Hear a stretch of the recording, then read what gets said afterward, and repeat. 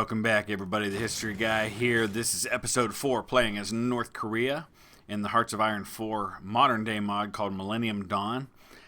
Just a quick note as we continue on here. As happens from time to time with Hearts of Iron mods, there was a glitch apparently on my save game after episode 3, the last episode of this series before this one, which rendered the saved game unloadable. And I had to go back to episode 2 and replay my third episode. And I tried to mirror events as best I could. And for the most part, things are pretty much the same. I conquered Laos and Cambodia. I'm now working on going after Thailand. But I did make a couple of shifts in my decision making. One of which was I started down the monarchist tree of events. Where is that? I think it's over here somewhere. Rather than nationalism or fascism, which means now Kim Jong-un, who's obviously in the news a great deal today, is no longer the leader of what was formerly known as North Korea, which is now the Kingdom of Korea. And Zhang Fang is now my monarch. Other than that, very little is changing. The reason I went monarchist is primarily for the sake of my gameplay, because getting here the values of old, which I'm working on right now, gives me not only a plus 0.2% weekly stability, which I desperately need. As you can see, my stability is only 39%, but it also gives me a 25% reduction in justify war goal time, which is a big deal and is going to greatly speed up how quickly I can move in conquering some of these nations as I work my way this way. So we'll see how that all works out for me. In the meantime, we're working on justification of war against Thailand. Thailand, as I mentioned in the previous episode, is very rich in resources. Huge amounts of rubber. We've got steel. We've got tungsten. These are all going to really come in handy for me as I continue to try to get my economy off the ground. So we've got another armored division that we're going to get into the field. I've got my armies lined up, ready to go. Now we'll see what happens. So as we're into May of 2023 now, I think another thing I'm going to go ahead and go to is free trade. That's just one more movement toward the kind of economy that I'm trying to develop for my nation. And hopefully that's going to free up some additional factories for me eventually. And the goal here is I'm trying to build up right now my infrastructure in this region, because I'm having a real trouble with supplies. And I fear that's going to continue to slow down my army, especially as I go after a big resource-heavy nation like Thailand. And obviously with the changes to trade and changes to production, I find myself having to work up some additional factories here. But eventually my trade is going to allow me, it's hopefully going to free up some more. I've only got 20 factories right now, so I desperately need more of those if I'm going to get on the world stage with some of these other great nations. Alright, we're on to the next national focus. I think I'm going to go with Mobilize the female workforce. And what this is going to do is it's going to hurt my monthly population. It's going to improve the popularity of communists, but it's going to give me a 35% boost to my factory output, which I feel like is a really big deal, especially when you've got a small number of factories. I'm going to continue working on upgrading my infantry weapons. Still got a long way to go just to get them to even be to modern day. I'm still about 15 years behind on my weaponry. Let's see what the date is that we're looking at for completion of my justification. January 2024, so we've got a while yet until I'm at the place where I can just finish this justification, even with the boost that I just got. So gonna be a while, but we should definitely get to that episode, get that into this episode today. All right, well, there's Mobilize the female workforce. That's hopefully going to help out with my output of production. We're going to select a new national focus now.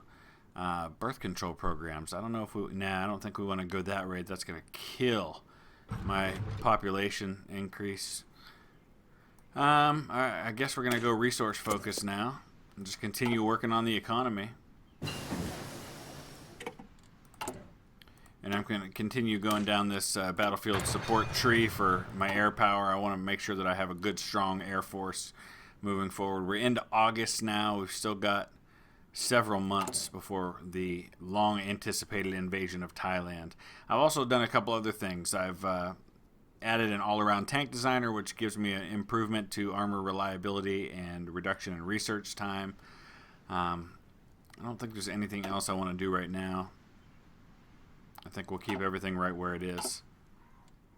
Let's take a look for just a second at diplomacy and see who the major world powers are. We've got the Arabian Republic, China, Ethiopia, the European Union, Japan, People's Republic of India, Russia, United Kingdom, United States.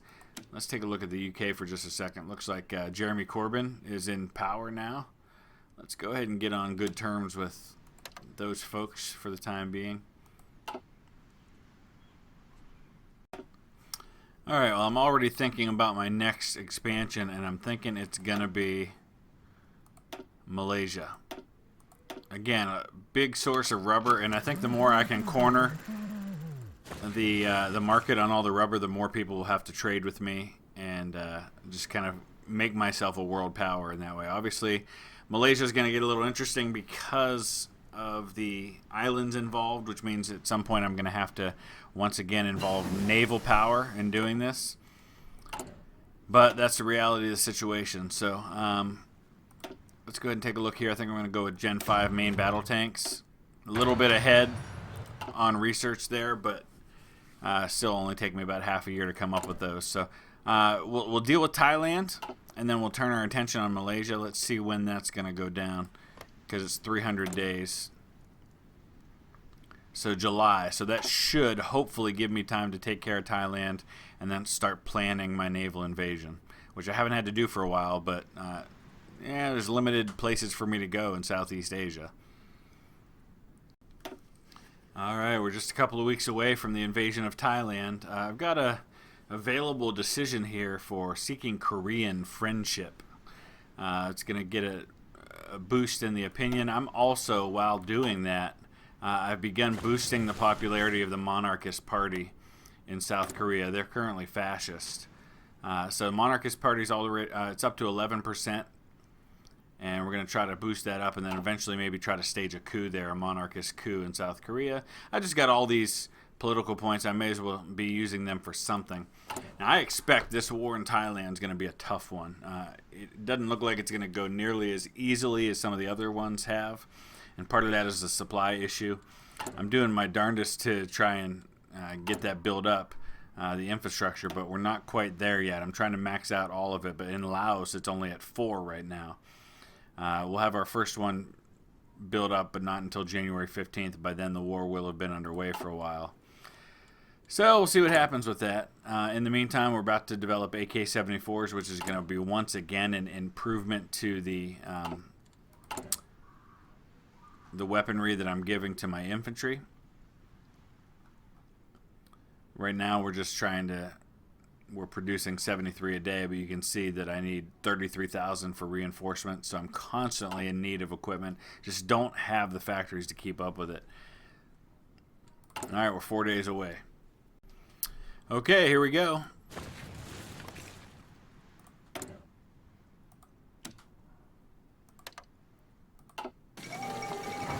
Once again at war. None of this affects the world tension all that much. Oh, by the way, I've gone ahead and promoted a field marshal and put all of my armies under his command in an army group. I had already kind of given these folks command, though, so it looks like for now they're all just going to kind of do their own thing. I've got each one kind of separated into a particular area. I expect on my right flank, I guess this would be going to be the toughest just because of the supply issues. But I'll take Bangkok pretty quick, and I don't know how much of his power in terms of victory points is centered around these regions here to the south. And maybe I don't need to take all of the north in order to win if I can nab Bangkok pretty quick. So we'll see what happens. But that really is kind of the only place I'm advancing at the moment with any success. Let's see the situation. Yeah, so far, see, I've lost 9,000 men to his 4,000. That's already a much different situation than what I faced before. And he's got a significant army. He's got 400,000 fielded manpower to my 1.2 million.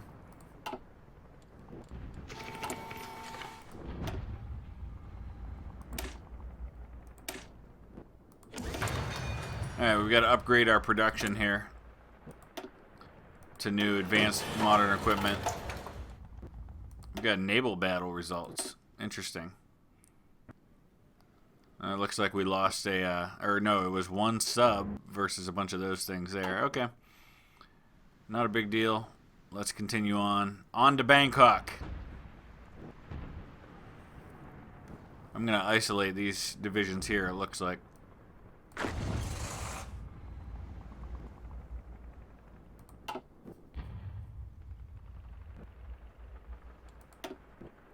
Yeah, it's still pretty one-sided. I've lost 16,000 men already. I've only got 223,000 available in my manpower. So I've got to be cautious.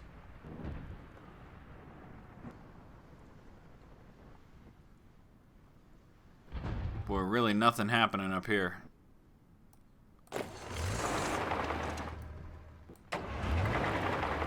And that's why.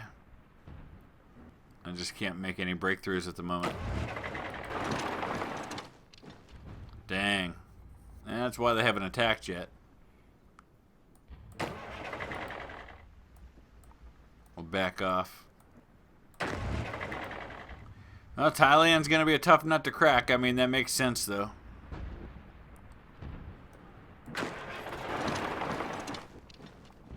Alright, we're on the doorstep of Bangkok. Let's see how much of his victory points are in there.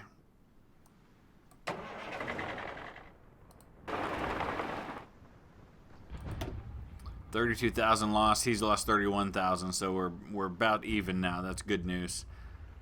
And again, a 3-to-1, 4-to-1 ratio in my manpower eventually is going to be the difference in this thing. All right, Bangkok is about to fall. It's February now of 2024. He's just got one division left holding it, and it's looking like it's going to hold out less than a day. All right, there's Bangkok. Let's see where that puts us. That's most of their victory points, but it's not quite enough. I've lost 67,000 men. He's lost 51,000. Looks like we've gathered up some factories, though. So we're starting to make some breakthroughs now along at least the southern part of this front. And hopefully we push through, we isolate, we destroy. He's got 42 divisions. Still got 382,000 fielded manpower. I'm down to just 152,000 available manpower. So I may lose that soon. All right, a couple things I've done here. I'm about to finish my next national focus, which is going to give me some additional aluminum factories. I also went ahead and changed my trade back to, instead of free trade, I went back to just export focus because I just wasn't trading much. In fact, Nicaragua was trading with me for one set of things, and it wasn't justifying losing all those resources. Here it is, right here, trade. So now I'm exporting less, which means that I can free up more of my factories, and I don't have to trade for as much. So if I get to the place where large amounts of my exports are actually being traded for, because right now it's just 8 rubber, otherwise all this stuff's going to waste. So just free trade didn't do me any good right now. All right, we've lost 81,000 men. He's lost 73,000. We still haven't quite taken all of the objectives we need to, but we're starting to kind of separate his force out. Let's move in, take a couple of these towns here. That might be enough to get this done. All right, things are happening fast now. I don't imagine it's going to be much longer for Thailand. I'm overrunning his positions quickly. He suddenly has lost 371,000 men. I think I isolated and completely destroyed some of his divisions. Large numbers surrendered. He's down to just 9 divisions of the original, I think, 40 that he had. So this is just about it. I mean, that happened quickly. It went from being a tough battle to being a complete rout in just a matter of days. So we're closing in on all of this territory now, and then we've just got to move south and deal with what's left. And it looks like he's actually breaking out on me. Just the way things worked out, I kind of got, looks like, turned around a little bit here. So we've got to reform a battle line.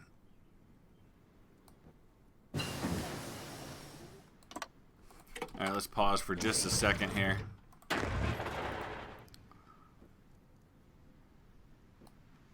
Okay. We'll get these guys into position. We'll launch that attack.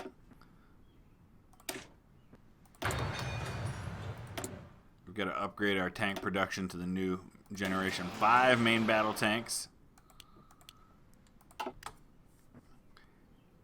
And get down there and deal with these rogue armies that are wreaking havoc on me at the moment, even though there's only 8 divisions left. So once I get in position, I take a couple of these territories. That will be it. Alright, we've pushed him back. We've reconquered Bangkok. We're moving down this peninsula now. And it's just a matter of taking one more victory location. And we should be there because we're at 92% toward capitulation. He's only got 5 divisions left in the field. I've got 96. I've still got about 100,000 available manpower. Oh, and there now it's down to 86. So obviously that war kind of hurt a lot. And I'm not in a position manpower-wise to take on anybody big like China or Indonesia, who's one of the most populous nations on Earth. So we're going to have to kind of reform after this, take out Malaysia, and then just kind of maybe sit back for a while and build my army back up. I've got 1.4 million in my manpower in the field right now.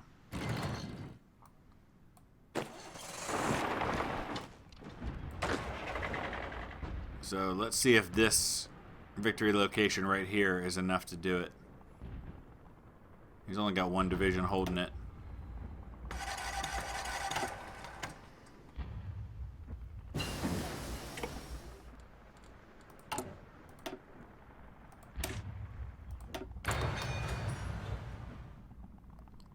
Come on, 20 divisions, get moved in there. There we go. Let's see.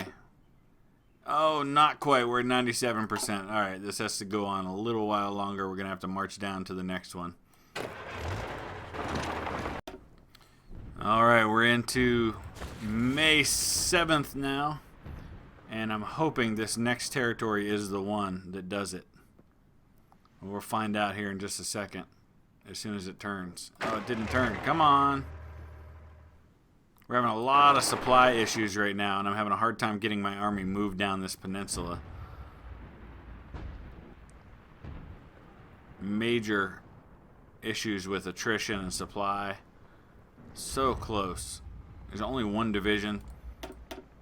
I've lost 124,000 men. He's only got 37,000 left in the manpower department. All right, please tell me that did the trick. Oh, you kidding me? These points are just not worth much. They're making me march all the way down this peninsula and probably take his new capital, which is about as far away as we can possibly get. All right, at long last, we have finally taken enough to go ahead and take all states. Thailand is now part of my glorious kingdom of Korea. We're going to go ahead and stop right there. There's a lot to deal with now. I've taken almost all of the that peninsula there. Our next target becomes Malaysia. That'll be for a future episode. July 3rd, just over a month away, so not a lot of time to get my forces back into position. We'll be able to take Kuala Lumpur. The real question is going to be whether or not that's enough to get everything. So we'll find out. Let's take a look at Singapore. I don't know that there's a lot of benefit to taking Singapore. We may just leave them alone. Brunei, same thing. Probably just leave them alone, at least for the time being.